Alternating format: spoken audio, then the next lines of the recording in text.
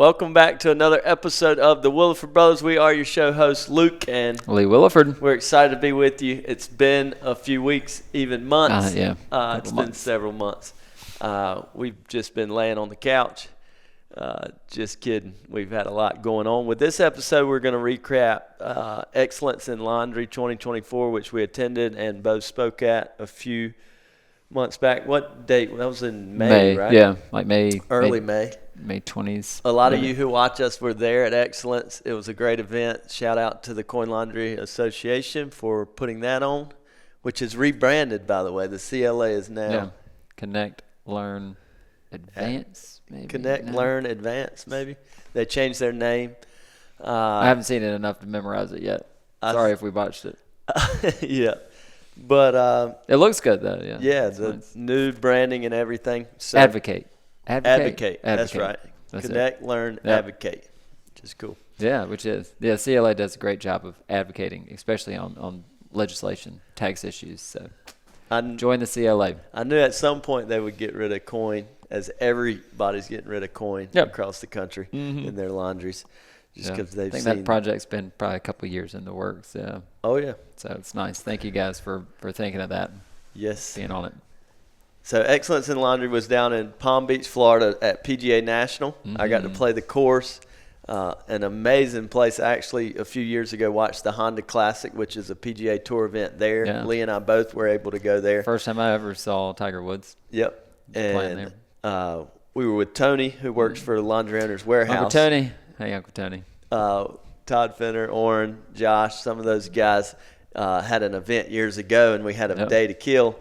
And I said, man, let's ride over and watch the PGA Tour and see Tiger Woods. So we were there. So it was cool to come back with all the grandstands down. The views are actually better. Yeah, it's really pretty. But I got to play the course, and it was cool.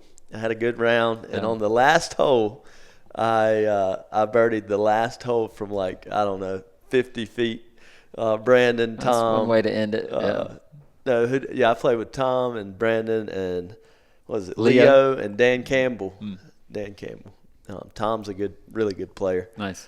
Brandon didn't play. That's right. Me and Tom and Leo and Dan, and it was awesome. Yeah, last hole made a really long putt, which it's always good to end on a good note. Yeah. Not always the case. They don't let people with handicaps of 50 play down there, so I left my clubs at home. Well, with that, we raised some money. Chris Ward put that together. Shout out to Chris. He put this together, and, man, we had 5-6 groups of 4 golfers play to get the event started. And then we dove into the event, and it was really cool. They had different topics. They split the room up some. Lee, what did you speak on? You and Mark Taylor spoke. Yeah, what did I speak on? I can't even remember at the moment. Just opening a laundromat, just pretty much general advice on your first, kind of getting into the business, which was a lot of fun. Mark owns a bunch. We own a bunch. And so gave the perspective of, after this history of running a chain of laundromats, this is what you're looking for. These are the do's. These are the don'ts. It was a lot of fun. Yeah, Mark Taylor, Mark's Laundromats, he's rebranding as. He's going away from coin as well, slowly but surely. Yeah, he smart man. Got his first ones going. And what y'all spoke about, I was in attendance, so he may not remember, but I remember what they spoke about. It was existing versus building a new laundry. There you go. And I remember Mark was a stickler on what Mark said. You don't want to divide that pie up. So it was about acquiring existing laundromat. Build the pie, make the pie bigger. Yeah. That's what we advocate for. So that's kind of one of the, topics y'all spoke on. And buying the pros of buying existing. You already have cash flow. The infrastructure's already there. Typically the lease is a little better because it's been established for a while. You got to make sure there is a lease when you're. A lot about demographics, location, age of equipment. We didn't talk too much about valuation. That's a whole nother topic. But it was. We had a pretty good packed out room. I think a lot of people there were either investors, wanting to be there and learn how to get into the business, or maybe even buy their second or third store. Just from the show of hands, it was a pretty good mix of folks. Yes, and the answer, I know some of y'all are wondering, well, what was the information? I remember Mark just saying, make sure the people are there to support the store. So you got to have demographics. We always like 10,000 people in a mile radius. That's kind of one of the good minimums. Of course, we have stores in towns with a population of 5,000, and it doesn't meet that. But in the bigger cities, that's kind of what you're looking for. Yep. So that was a great conversation. I was able to speak on multi-store management with Bavin and another lady who's a rock star in the industry. Her name's escaping me right now. Really sharp lady. Yvette? Was it Yvette? Okay, yes, yeah. Yvette. So I was with Bavin Patel and Yvette on a panel, and we spoke. Sharon Brinks, I think, was up there too with me. I can't remember. I think she was up there as well. Mm-hmm. Yeah, on multi-store management. She's building her second store now. And we spoke just on the structure where you've got to have team in place to scale. Bavin and them are building like 20 stores right now. Their pace of growth has been really incredible. And so to be able to scale the structure for that, it takes a lot of hard work. And he talked about that, There's planning, finding the location, working out the lease. That's one small portion. And then building them out is another huge portion to that. Yeah. So the construction side of things. And then once you've constructed it, you can't forget about it. You've got to put the people in place and have the business model run and be branded and marketing and all of those things. So it's a lot to it. We're doing it. And that's for the fast-paced multi-store operator, that has a big structure. And again, we've talked about it for 20 years. I remember being at the Clean Show in, I think it was 1999, and it was talking about, there's going to be these large 20, 30, 40 store operators, and here we are. The industry is definitely consolidating. It's continuing to. Distributors are consolidating. Everything's consolidating because you get economies of scale, a lot more capital in the markets now, so people can acquire competitors.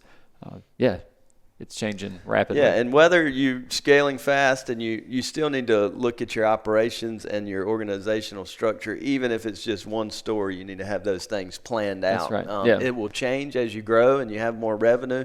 But you've still got to have that thing. I said 1,000,000 times, if you've got one of something, don't buy the second till you know what you're doing with one, because you can't scale what you don't know Yeah, and that's the purpose of thinking about, consolidation. Don't let, they're just talking about, all these, 30 operators who have 20 plus stores. No, don't let all that go over your head. Capture the things that they have put in place across 10, 15, 30, 50 stores that can make a significant difference in your store and apply it. It's like if you go into Starbucks, what is Starbucks doing that's allowed them to scale or run an efficient store that you can translate into your store? And I feel like at excellence, if you go into excellence or, the Clean Show, whatever it may be, and you see all these big scale operations, you can take away little nuggets that apply to your single store or maybe just your first store, and it will have a huge impact on the success of your operation. Yeah, you can like Starbucks or not, but they've figured out how to deliver a quality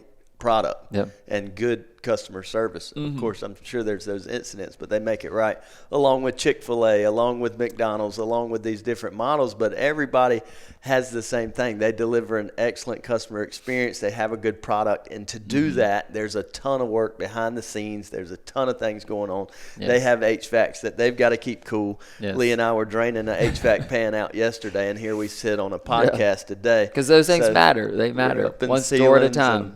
One problem at a time. And, when you're picking up trash on the way to stores, even if you've got 40 or one laundromat, that becomes a habit at one. But any time we scale, a problem becomes a big problem when you go from 1 to 2 to 10. Mm-hmm. And then so you got to make sure you have those things dialed down. But excellence, it's just great to rub elbows and be reinvigorated. I think that's the biggest thing. You go back, if you just paint your store, I hear of so many conversations that I've had or Lee's had or together we've had or podcasts they've listened, they come to us and go, we converted from coin to card, we went up 20%. Man, that's so cool. That's why we do this. Yeah. So we're impacting families that we don't even know, and not to mention all the customers that they serve and then their family, and they might be able to expand because of those changes they made. So that's not competition for us. That's actually a blessing. That's why we do this. Well, it's making the industry better. makes the industry better, and quality of life for owners. Serves communities well. There's so many communities out there that could use a wonderful laundromat. I think there's less than there was 10 years ago, and they'll continue to be less as great operators grow and provide a wonderful service. Yep. But excellence in laundry, nobody goes broke in this industry by investing in conferences where they get around like-minded people in the same industry and they get reinvigorated. Yeah, and learning something and going back and that translating $2,000, $3,000, $4,000, $5,000 that you spend to be at excellence, if that's going to cause your business to fail, then it's standing on. Yeah, that's not going to do it. Yes. So sign up for conferences. I know they have the Wash Dry Fold conference, pickup and delivery in September. Yep. I got to confirm, but I think we're speaking at that on why not to. Why you should not go into Wash Dry Fold. So we're going to, we often, when we get excited about doing a business laundromat, we don't look at worst case scenario or why we shouldn't do something. We only look at why we should, because we just get emotional about it. We should buy the latest, greatest, whatever. We get excited about it, which is wonderful. Yeah. Well, we should also have sound discussions. Why maybe should we consider not offering this service or not doing this? And Lee and I will give whoever's at that conference that perspective. Yeah, and it's all about trade-offs. That's what we talk about. Help you understand why we chose to not offer Wash Dry Fold or pickup and delivery. However, we facilitate a lot of Wash Dry Fold and pickup and delivery because different business owners, entrepreneurs use our facilities. This avoids them having to make the initial investment into laundry equipment, and they never have to worry about repairs or maintenance. We're always there for them, and they can just focus their attention on marketing and customer service, and they know the facility is going to be there, and they'll have a truck or another location where they actually store the belongings. Being at Excellence is wonderful. Any event where we all get together, sign up for it. You won't regret it. You'll have a lot of fun. Yeah. I guess the next one's in 2 years. I think we're back on the normal schedule. Yeah, but the Clean Show will be next year. The Clean Show is a huge event with a lot of equipment. Dry Cleaners is also there. Yep. And so that'll be an event. I'm sure we'll be at that coming up. So, yeah, I think that's about it for recapping Palm Beach Excellence. Tom and I tied in golf. Chris Ward, he probably beat me. I can't remember. We might have tied, but Chris I'm sure Ward, you beat him, Chris. Chris played the tips. We played the Bluetooth. Chris played like 7,300 yards. Golf. And wow. my gracious. It was really long. But that's a lot. Yeah. It was a ton of fun. Brian Grail was there. He also helped put that together. Dan Nauman, shout out to him. Yeah. Also, Laundry the Cares last guys. day, Laundry Cares, we're in a room with a lot of people and helped initiate some generosity, which led to Laundry Cares raising over it was like $140,000.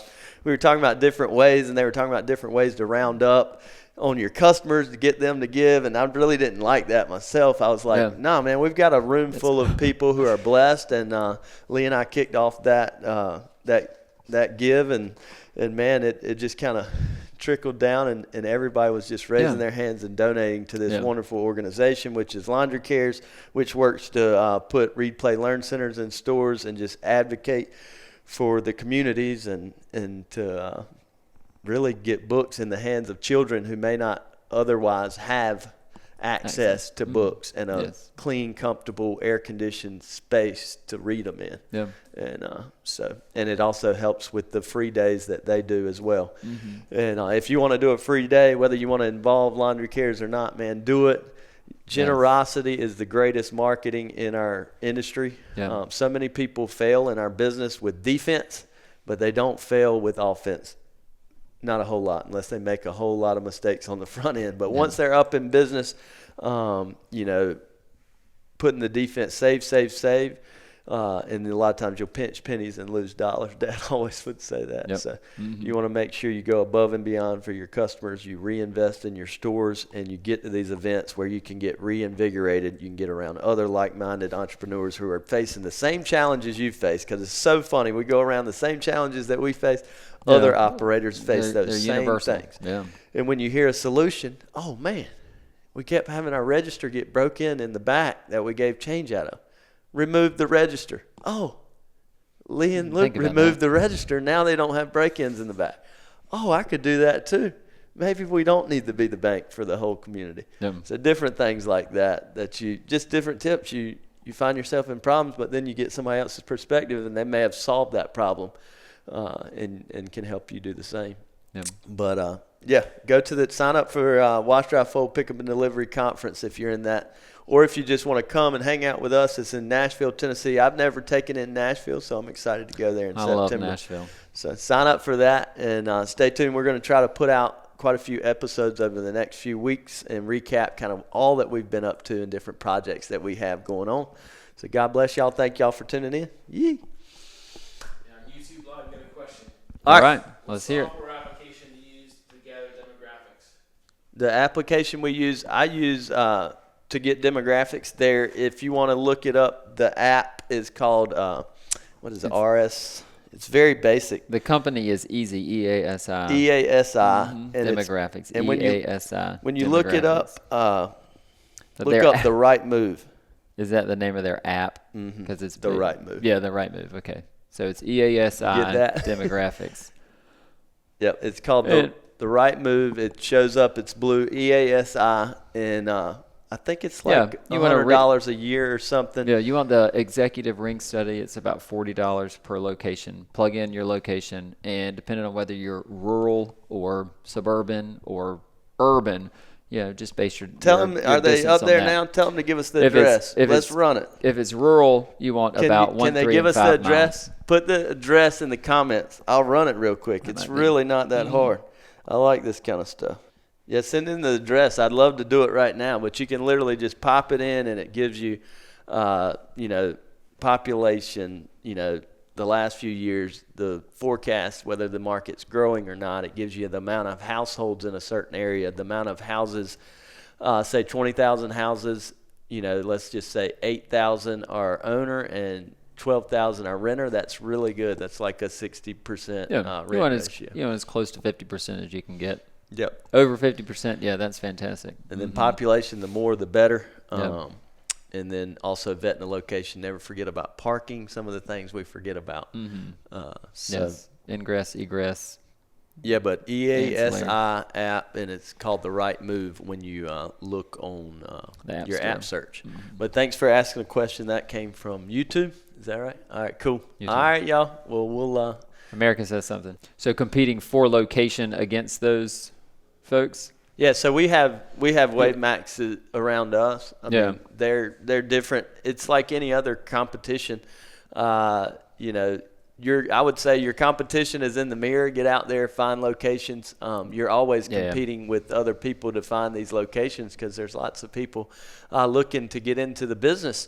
But don't be discouraged by that or afraid. I would say never put a laundry, within a mile of another store that's serving the community well. We never do that. We always unless you're in a super dense, unless it's urban super dense. Don't worry about it. Come up with your name, and you might not have to pay the 7% that they're having to pay for being a WaveMax.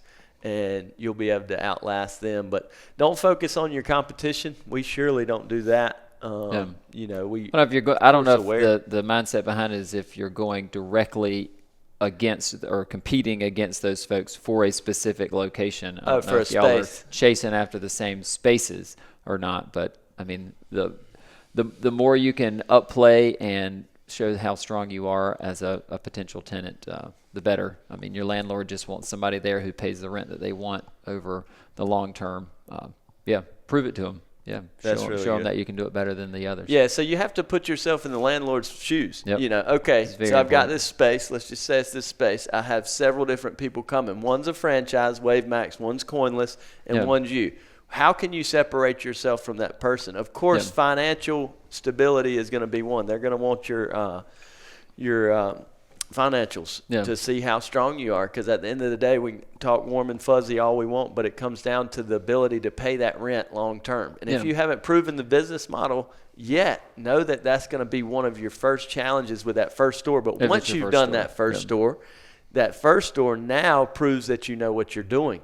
And then you can use that to compete for leases. But I would say hire a broker Yep. that can represent you. If you're competing for a space that other laundromat owners or even non-laundry, even another use, and you're wanting to put a store there, I would say get a broker to represent you who probably knows the owner of the building as well as the management company that's managing that space. But don't get distracted or worried about what your competition's doing.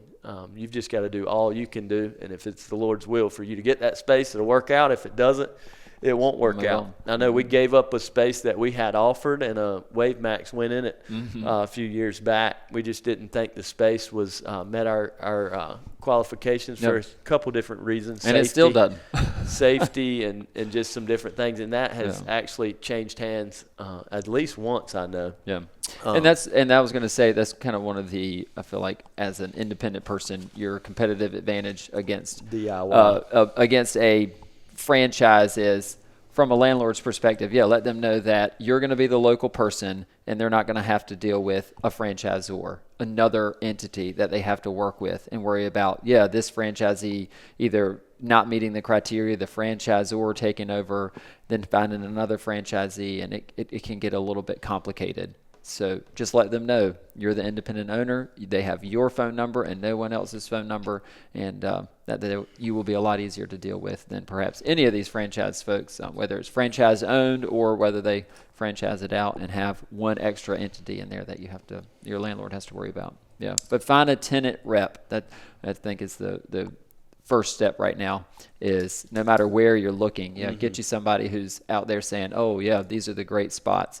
Let me get in touch with the landlord. They may have relationships with them, and it's no cost to you. So the way tenant reps work is when you sign a lease, the landlord pays your tenant rep, whatever percentage they agree to. But it will benefit you in the long run for sure. Yep. Build a relationship with that person. Even if you're looking to buy or lease, you can kind of give them your parameters, and that tenant rep broker will be out looking and helping you.